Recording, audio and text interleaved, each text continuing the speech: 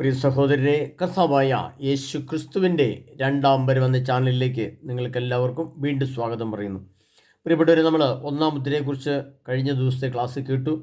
നമ്മൾ അതിനും വെളിപാടിനെ വെളിപ്പെടുത്തലുകൾ എന്ന ക്ലാസ്സിൽ കൂടെ വളരെ വിശദമായി നമ്മൾ കടന്നുപോയി.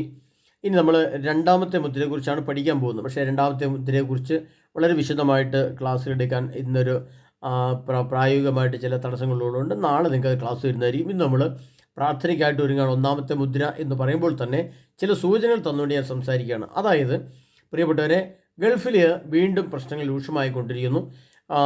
ബന്ദികളെ പൂർണ്ണമായിട്ട് വിട്ടുകൊടുക്കാത്തതിന് പേരിൽ യുദ്ധം തുടങ്ങുന്നു ഒക്കെ നമ്മൾ വാർത്ത കേൾക്കുകയാണ്. വാർത്തയിൽ കൂടെ തന്നെ നമ്മൾ ഇന്നത്തെ ഈ സംഭവങ്ങളെ ഏത് നിലയിൽ എത്തിക്കുന്നതൊക്കെ മനസ്സിലാവുന്നുണ്ട്.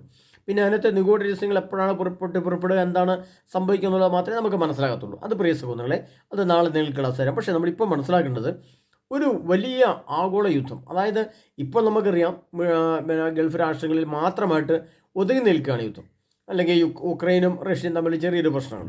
അതൊന്നും ഒരു യുദ്ധമല്ല, അതൊന്നും ഒരിക്കലും ഒരു യുദ്ധമല്ല. അതൊക്കെ ഒരു സംഘർഷമായിട്ട് നമ്മൾ കണക്കൂട്ടാൻ പറ്റുള്ളൂ. ഒരുപക്ഷെ അവിടെ ആളുകൾ ധാരാളം മരിച്ചിട്ടുണ്ടാവാം, അവിടെ കെട്ടിടങ്ങളൊക്കെ തകർന്നിട്ടുണ്ടാവാം, അല്ലെങ്കിൽ ഗാസ തകർന്നിട്ടുണ്ടാവും, ഒക്കെ ശരി തന്നെ. പക്ഷേ യഥാർത്ഥത്തിൽ ദൈവം അർത്ഥമാക്കുന്ന മുദ്ര പൊട്ടിയുള്ള യുദ്ധം എന്ന് പറയുന്നത് ശരിക്കും പറഞ്ഞാൽ അത് ആണവ യുദ്ധമാണ്. തുടക്കം തന്നെ ആണവ യുദ്ധമാണ്. അണുബോംബുകൾ എടുത്ത് ഉപയോഗിച്ചുകൊണ്ടാണ്. അപ്പോൾ ലോകത്തിൻ്റെ ക്രമം മാറും, ക്രമീകരണം മാറും.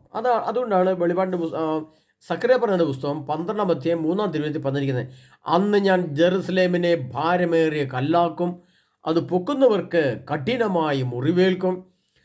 അന്ന് ഞാൻ കുതിരകൾക്ക് പരിഭ്രാന്തിയും കുതിരക്കാരന്മാർക്ക് ഭ്രാന്തും വരുത്തും. ജനതകളുടെ കുതിരകളെ അന്ധമാകുന്ന അന്ന് ഞാൻ യൂദാഭവനത്തെ കടാക്ഷിക്കും. പ്രിയപ്പെട്ടവരെ, അവിടെ മൂന്ന് കാര്യങ്ങൾ, 5ഓളം കാര്യങ്ങൾ അതിനകത്ത് വളരെ വ്യക്തമായിട്ട് എഴുതി വെച്ചിട്ടുണ്ട്. അത് ഞാൻ അടുത്ത ദിവസങ്ങളിൽ നിങ്ങൾക്ക് ക്ലാസ്, അതിന് വിശദമായ ക്ലാസ് രണ്ടാമത്തെ മുദ്രയോട് ചേർത്ത് വെച്ച് നിങ്ങൾക്ക് തരാം. ഇന്ന് നമ്മൾ കുറച്ച് പ്രാർത്ഥിക്കാൻ വേണ്ടി ഈ ദിവസങ്ങൾ ഉപയോഗിക്കുക. പ്രിയപ്പെട്ടവരെ, നാളത്തെ ക്ലാസ്സിന് വേണ്ടി നിങ്ങൾ പ്രത്യേകം പ്രാർത്ഥിച്ചൊരുങ്ങണം.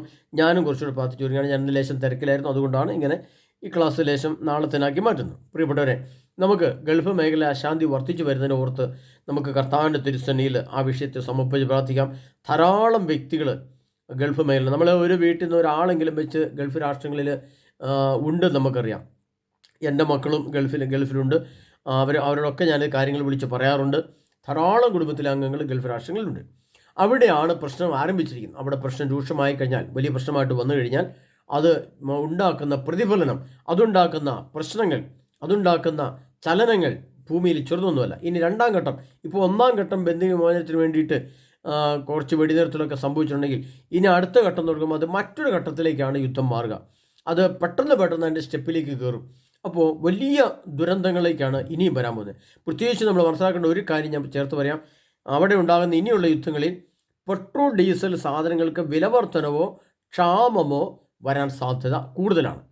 അത് നമ്മൾ മനസ്സിലാക്കി വെക്കണം. അതോടനുബന്ധിച്ച് മറ്റ് ഭക്ഷണ സാധനങ്ങളിലൊക്കെ വില പെട്ടെന്ന് കൂടാൻ സാധ്യതയുണ്ട്. ചില വസ്തുക്കൾ പെട്ടെന്ന് അപ്രത്യക്ഷമാകാനും സാധ്യത കൂടുതലാണ്. അതായത് വരുന്ന ശനിയാഴ്ച യുദ്ധം പുനരാരംഭിക്കും സാധ്യതയുണ്ടെന്നൊക്കെ വാർത്തകളിൽ കേൾക്കുമ്പോൾ വരുന്ന ശനിയാഴ്ചയ്ക്ക് ശേഷം എന്താണ് ഭൂമിയിൽ സംഭവിക്കുകയെന്ന് പറയാൻ പറ്റില്ല. ചിലപ്പോൾ വലിയ വലിയ ദുരന്തങ്ങളിലേക്കൊക്കെ പോയെന്ന് വരാം. അതിനെ പ്രിയ സുഹൃത്തുക്കളെ, കർത്താവായി യേശു ക്രിസ്തുവേ, ഈ യുദ്ധത്തെ അവിടുന്ന് നയിക്കണമേ. അവിടുന്ന് ഈ യുദ്ധത്തെ സമാധാനത്തിൻ്റെ പാതയിലേക്ക് നയിക്കണമേ. കർത്താവെ, പെട്ടെന്ന് യുദ്ധം പൊട്ടിപ്പുറപ്പെടാൻ അനുവദിക്കരുതേ. പതിനായിരങ്ങളെ, ലക്ഷക്കണക്കിന്, കോടിക്കണക്കിന് ആളുകൾ ജോലി ചെയ്യുന്ന ഗൾഫ് മേഖലയിലെ ഈ യുദ്ധത്തെ അവിടുന്ന് കാണണമേ. അതിനെ ശാന്തമാക്കണമേ. യുദ്ധപ്രിയരായിട്ട് നിൽക്കുന്നവരെ സ്നേഹത്തിൽ ഒന്നിപ്പിക്കണമേ. സമാധാനം അവിടെ പുനഃസ്ഥാപിക്കണമേ. യേശുവെ, അങ്ങ് ഇത് കാണണമേ. അങ്ങ് ഈ വിഷയത്തിൽ ഇടപെടണമേ.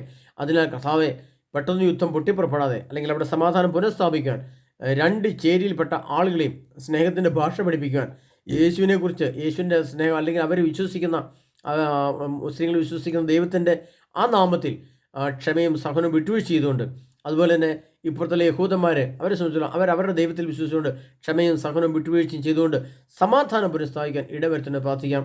ആ പ്രാർത്ഥനയോട് കൂടി നമുക്ക് കർത്താവിൻ്റെ തിരുസന്നിധിയിൽ ഈ ദിവസത്തെ കൊടുത്തുകൊണ്ട് നാളത്തെ രണ്ടാമത്തെ മുദ്രയുടെ ക്ലാസ്സുകൾക്കായിട്ട് നമുക്ക് ഒരുങ്ങാം. അതുവരെ കർത്താവ് യേശു ക്രിസ്തു നമ്മെ ഓരോരുത്തരും സമൃദ്ധമായി അനുഗ്രഹിക്കട്ടെ. ആമേൻ.